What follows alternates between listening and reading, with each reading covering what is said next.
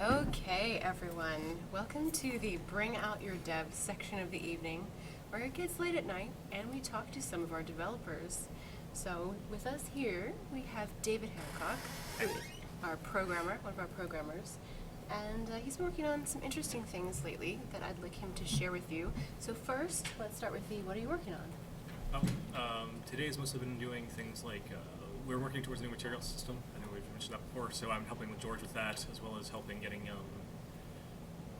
new patcher stuff, like patcher support for JB. Basically, he's writing all his front end stuff, which he showed you earlier today, and I've been doing a lot of the back end support he needed for that, as well as getting things up to speed there, making sure it all works. And also items. So I think Tyler just showed you a little bit ago. Actually, dropped items on the ground, stuff like that. That was some of the past few days, and then just getting all that together and making sure it was all working and happy and functional. And I went in today also, and a bunch of other little bug fixes, and basically making sure we're moving towards a good test for the weekend. Yes. And then from there, I'm actually moving into things like getting towards siege engines, and getting like the siege engines working in the game. That'll really be my task starting tomorrow or tonight, maybe. Andrew Cam. Okay, so do you have some bear? Yeah, Andrew. Andrew's joining us with the bear. The bear. Not the bear. Okay, so I know you probably have some questions about some of the things he's mentioned, different kinds of items and the siege engine bits he'll be working on shortly, some of the materials and bug fixes. So if you'd like to ask the questions, you can do so in the chat. There'll be a short interview, and then we will also talk today to John Young, one of our artists. Yeah, you're excited about the siege engines. Yeah. Will there be a beta 1 test this weekend? You know we'll send an update out as we get closer, but Dave's working on it. Yeah, so we're putting in time to make sure that it's solid. We'll see if it goes well. Well. Okay, a question from Vasir. Can you reveal what the first siege weapon you want to get working on first is? Oh, I think we're going basically for like a sort of catapult type thing where it just kind of shoots a projectile and, you can lob it and it follows like, and Andrew showed you some of the tech last earlier this week, or last was it Friday, of the arrow tech, so like of shooting and lobbing along lines and stuff like that, so we want to move, and getting something like that going up and shooting and... Just like that, with an arc. I'm afraid to even touch your hat.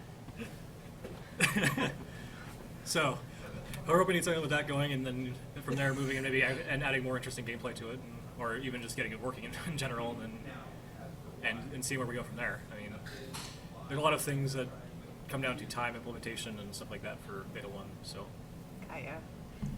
Okay, Dark Age of Jeff asks, which system are you most excited to see in place? I assume for the Beta 1 is the question. For Beta 1, that's a good one. For me, actually seeing the final material system in place and actually getting that all working and having our characters come up to date and all of our assets come up to date to that and seeing it all go together.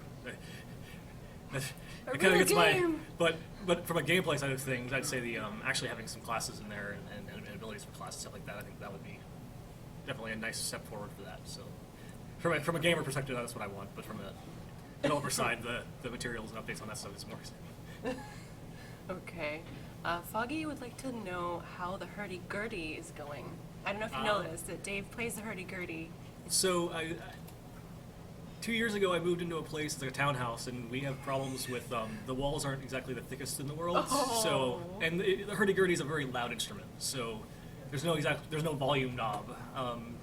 So I've had to pretty much curtail most of my usage. It's pretty much become my showpiece at this point instead of a actual playable thing. Also, I need to get new gut strings, and I need to rosin the wheel and there's a lot of maintenance I need to do on it that I have not done in a long time.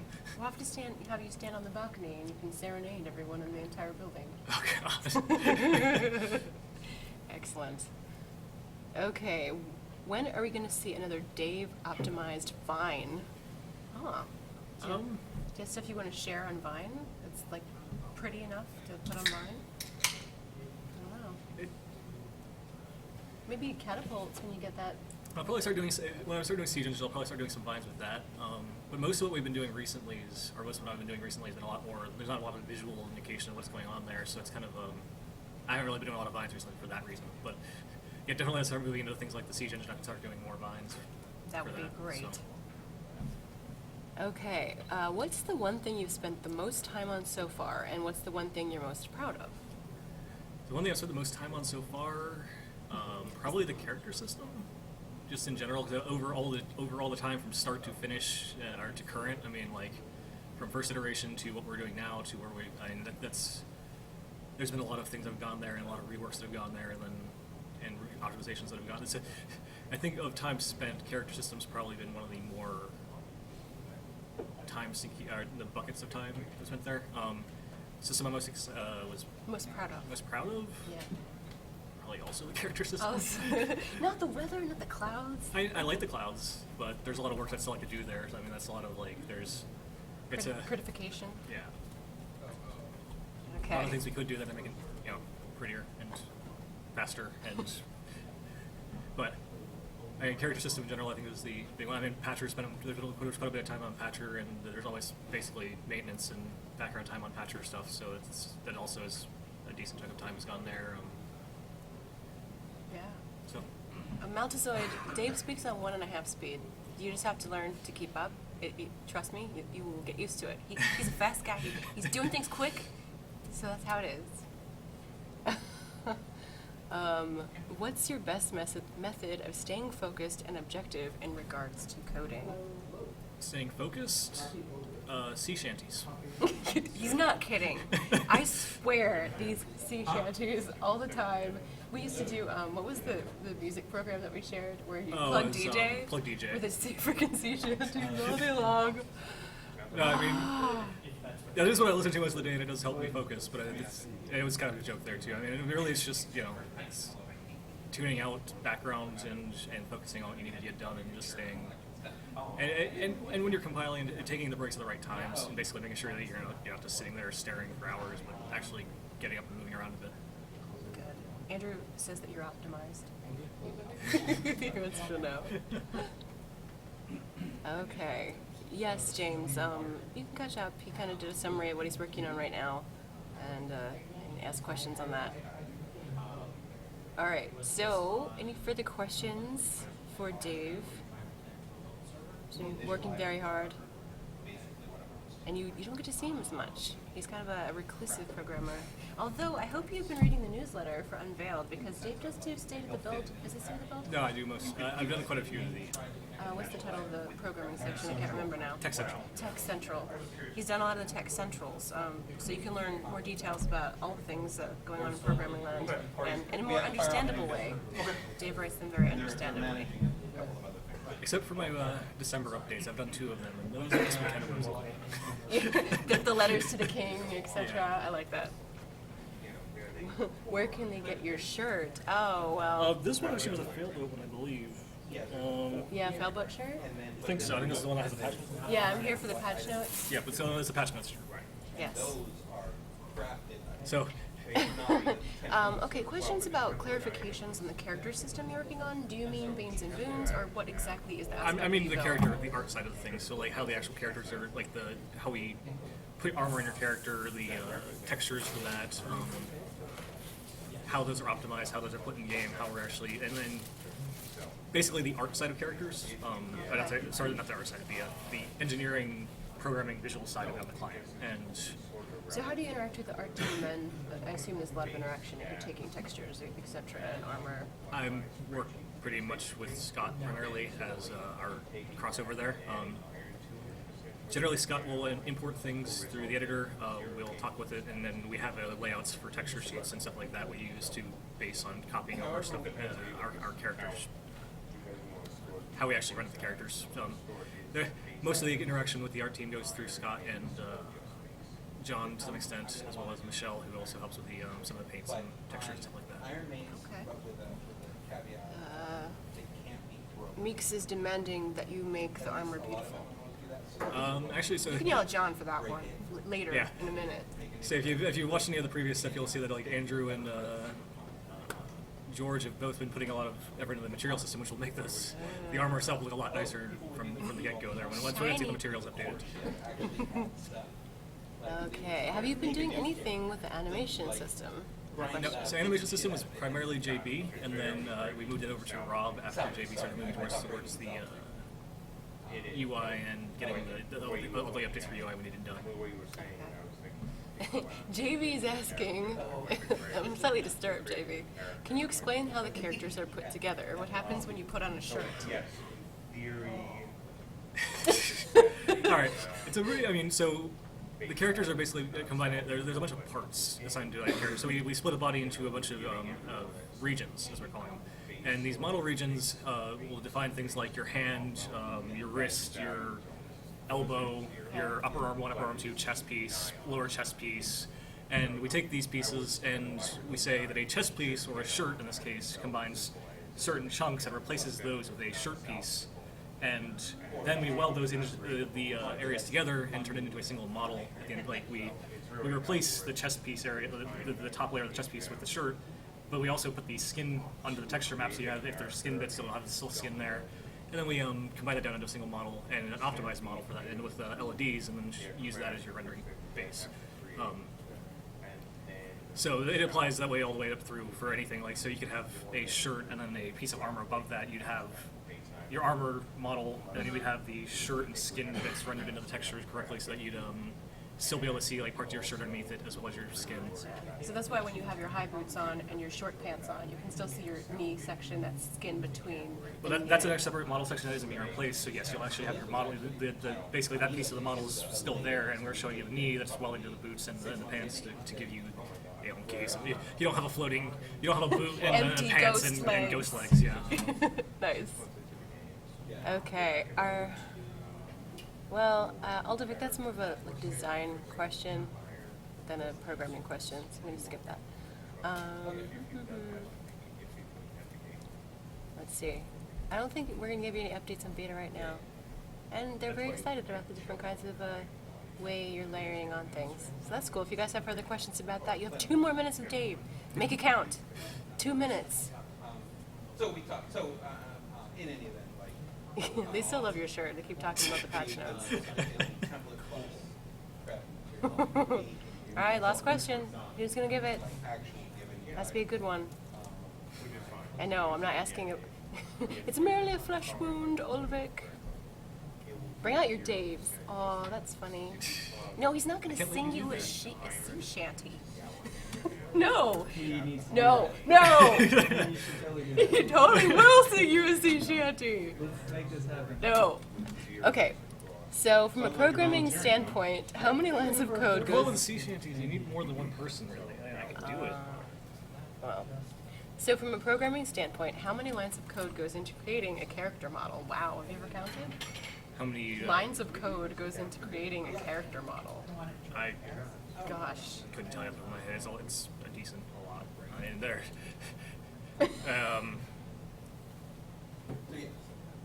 Okay. Yeah, I couldn't give you an estimate off the top of my head for that one. I'd have to actually sit down, but it's quite a bit. Yeah. If Okay. you demand a sea shanty, I'll give it to you. I think she'll tell me no. Oh my God. I will cover my ears. If Dave can sing the if No. Dave wants to sing the sea shanting, I'll cover my ears because I've heard the sea shanties. All right. What is the funniest thing you've had to code, or the hardest? The funniest? Yeah. Oh. Is there funny coding? Is that a thing? I don't know. It's like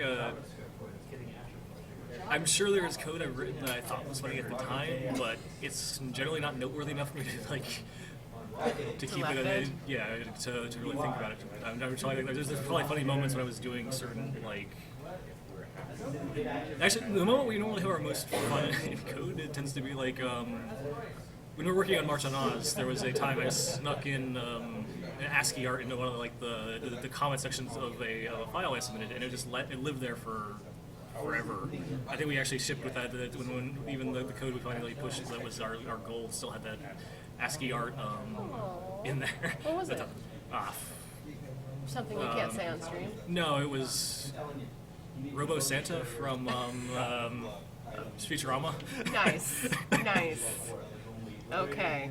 All right, so that is a conclusion with Dave Hancock. And yeah, thank you for joining us for Bring Out Your Devs. I'm going to go grab John and get him over here for the second section. John. Human resources that can grab me. Okay, fine. I won't actually grab you. Come sit here. No, but because the skin, All right.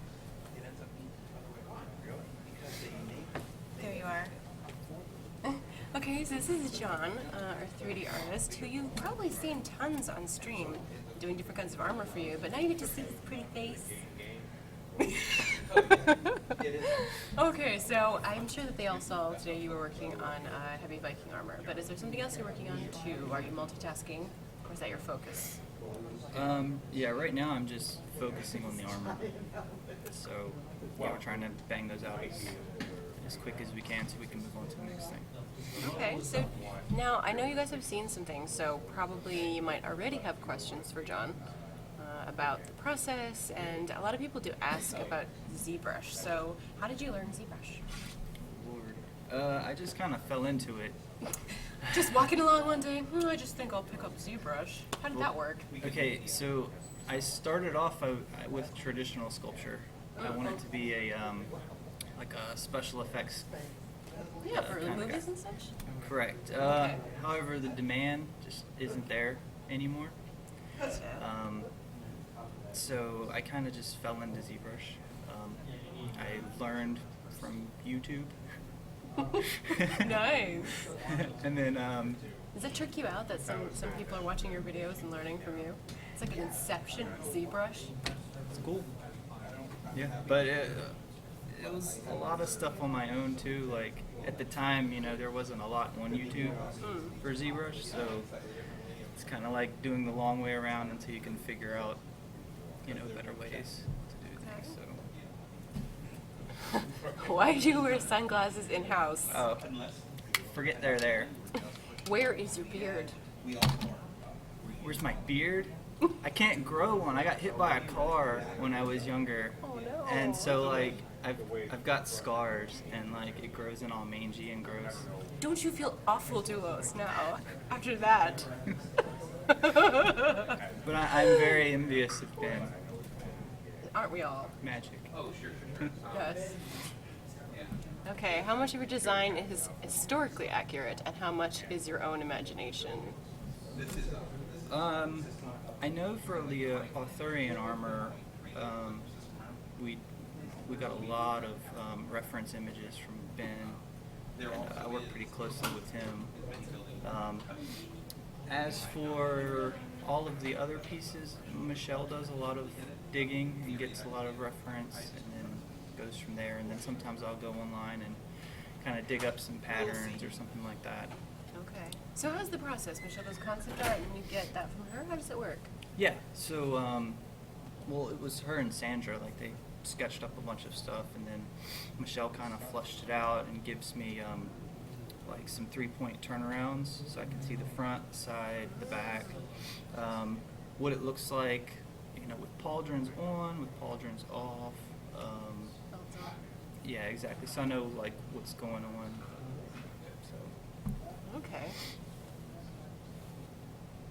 Let's see. Oh, now Dave is linking to sea shanties. Slap him. Kidding, of course. Alright, how many hours would you say it takes to go from start to finish on an item, from empty file to ready to put into the game? It just depends on the design, really. I mean, the Vikings have a lot more layers to them, so that tends to take a little bit longer. Usually I'm given a week. Okay. So, When you say layers, you just mean like the actual layers of, shirt, pauldron, chest piece, blah, or do you just if mean like they've got, specs and... well, like, he's got some fabric, and then some chainmail on top of that, and then like a belt thing on top of that, Okay. layers. Have you worked in on any games before, or is CU the first game studio you've worked for? This is the first in-house that I've done. I've done a lot of freelance stuff. I've actually done a lot of 3D printing. Yeah? So, Well, that'll be helpful later on when we make figures. yeah, I'm excited for that. Mm-hmm. That'll be cool. Yeah, this is the first like in-house environment I've been in. It's been pretty awesome. Cool. So it's very cool. You guys say the stream is choppy for everyone? It is? Okay. Well, yeah, it does look like it's a little odd. If it's too bad, I'll restart. Is it super bad, Max? Is it really super choppy? Looks like it.